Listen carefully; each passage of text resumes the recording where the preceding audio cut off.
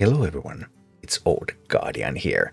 Now that Hearthstone Festival of Legends has been out for a while and we had the first balance patch, we have quite a good grasp on the relative strengths of all the cards from the new expansion. So in this video I'm going to take a look at all of the best legendary cards from Festival of Legends that you could consider crafting. Obviously, crafting an individual card, if you don't put that card into your deck, then that kind of doesn't make sense. So there are some caveats here and there, but let's take a look at the best that the new expansion has to offer. First, a couple of words about this one. This is a fairly popular legendary card, Photographer Fizzle. Valkyrie, take a snapshot of your current hand and shuffle it into your deck.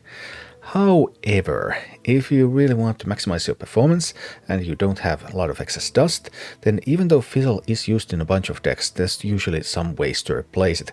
Because let's take a look at Fizzle's performance statistics. For example, in Relic Demon Hunter, Photograph Fizzle, the worst card by drawn win rate at 51.3%. Then what about Miracle Rogue, Photographer Fizzle, the worst performing card by drawn win rate at 46.1%.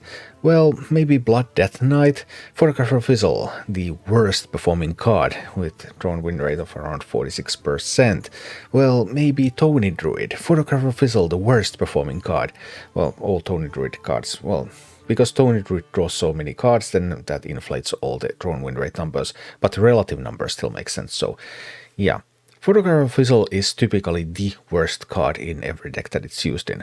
It has some scenarios where it can win you games, but typically you will lose more games than you win thanks to putting Fizzle into your deck, so Fizzle is not one of my recommendations, it's just something that I felt that needed to be addressed. However, what should you craft instead? The strongest individual legendary card from Festival of Legends is Kangor, Dancing King. Kangor is totally busted, but wait, you might still want to consider whether you actually want to craft Kangor, because the deck Kangor is in is not very good. Like, if there ever will be proper support so that you can actually build a Kangor based deck, then Kangor is going to be so incredibly busted, because Kangor, even in the deck it's in, you get Kangor and you just win games, and you don't get Kangor and you lose games, so yeah, you give and you take. But Kangor is individually, in isolation, the strongest card in Festival of Legends. However, that might not be the deck, so you need to consider that one. And other similar considerations apply. For example, these two cards, perfectly fine cards by the way, if you want to craft them, if you want to play with them, you can craft them, you can play with these cards, these are completely good cards. Stranglethorn Heart, well, now it's buffed to 8 mana, now it's better. And Cagehead, Death Rattle, Summon a 9/9 Blight Bow, Charge and Taunt. So, what about these cards? You can craft these, but you don't really have to. Because let's talk about Stranglethorn Heart. Stranglethorn Heart goes into Big Beast Demon Hunter. Maybe you want to play a more hybrid style, then you don't necessarily have to include the Heart. So you can play similar decks without the Heart and you can still succeed. So Heart is not essential, even though Heart is a fine card. Cagehead. Cagehead can go into Unholy Death Knight, and it can be a win condition, then you spread that Death Rattle around, or you get Death Rattles from cards that have died this game, so you get more of those Death Rattles. That sort of stuff. Cagehead is perfectly fine. It does really well in that specific style of Unholy Death Knight. However, you can also build Unholy Death Knight that's a little bit faster, that doesn't use Cagehead. So both of these cards are fine additions, but you just don't have to use them if you don't want to. And then there is this one, the One-Amalgam Band. Valkyrie, gain a random bonus effect for each minion type you played this game.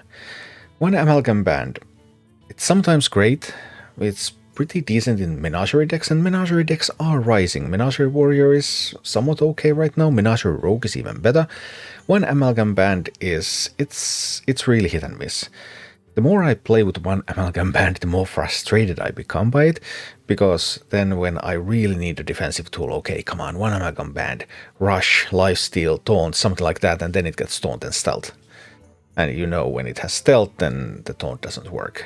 And no Rush and no Lifesteal and So even though you have multiple rolls on this one, it just tends to roll the wrong keywords. There's so many keywords out there. So yeah, it's not really silver bullet. It doesn't solve nearly all of your problems. It can do some fine things, and it kind of does fit thematically really well into Menagerie decks. It's a mediocre performer in Menagerie decks, but you kind of still want to have it for those. So yeah, it's okay to craft, even though it's not a superstar. And at this point we're already reaching top 3 of legendary cards in Festival of Legends, and one fine card to craft is Zok Fogsnout. Battlecry, summon 2/1/1 Quillbore with Taunt, improved by your hero attack and armor gained this turn. But in order to make Zok shine, in order to make really big Quillbores, you kind of need Anub'akan. So if you don't have Anub'akan, then crafting Zok just doesn't get the job done. So again, there's always conditions. You craft decks, you don't craft cards, and this is why. But Zok is one of the better performing cards, and Zok goes into druid decks that are kind of okay. Zok can go into multiple styles of druid decks. You can play hero power druid, you can play Tony druid. If you want to play Tony druid, well then you add Tony. But how you really start your crafting journey is that you start by crafting Zok, because you can also play druid without Tony, but with Zok. And Tony druid without Zok is still a little bit too weak, so you want that Zok for that anyway. So Zok is a pretty good card to craft actually. Just have an Anub'akan so that you can really make it shine. And if you want to add to that deck, then you can think about crafting Tony as well. Finally, there are 2 legendary cards in Festival of Legends that are just unconditionally good. That if you play these classes, you just want to craft these. And the first of these is Mr. Mukla for Hunter. Rush, Battlecry, fill your opponent's hand with bananas, 6 mana, 10/10 beast. Mr. Mukla is wonderful. You can play Mr. Mukla in Face Hunter, you can play Mr. Mukla in Hybrid Hunter, you can play Mr. Mukla in Big Beast Hunter. If there's a Hunter deck, you can just put Mr. Mukla in it and Mr. Mukla will make that Hunter deck better. So there's really no reason not to craft Mr. Mukla if you play Hunter. That's the beauty of it. It works in isolation. It doesn't need anything else to shine, and it goes into all of the archetypes. Just a wonderful, wonderful card. However, the most definitive legendary card for a deck that you can craft right now in Festival of Legends is Halveria Darkraven. Halveria Darkraven goes into Outcast Demon Hunter. Outcast Demon Hunter is really strong. Halveria kind of makes the deck. Okay, Fellerin is great in that deck. Lady Steno is also fine in that deck. 2 older legendary cards, especially Fellerin is really, really strong. You kind of want it. But you can also make the deck work even without Fellerin, and then just use Halveria. Halveria makes all of those rush minion attacks, and it's more than a bloodlust sometimes. Anytime you have a board, the opponent is instantly in danger of losing the game. It's just so incredibly powerful card, even though it only goes into one archetype, but there's just no stopping that archetype, so that one is just a great card to craft. So Halveria and Mukla are the 2 unconditional cards that you can craft in this expansion. You just put them in the deck and the deck instantly becomes better. Then there's a bunch of other legendary cards that are playable, but there are some caveats, and hopefully this video has given you enough details to figure out which one of those you might want to consider crafting. And that's Festival of Legends. Thank you for watching. Click like and subscribe if you enjoyed this, and a special thanks to all of my Patreon supporters, YouTube members and Twitch subscribers who make all of these videos possible.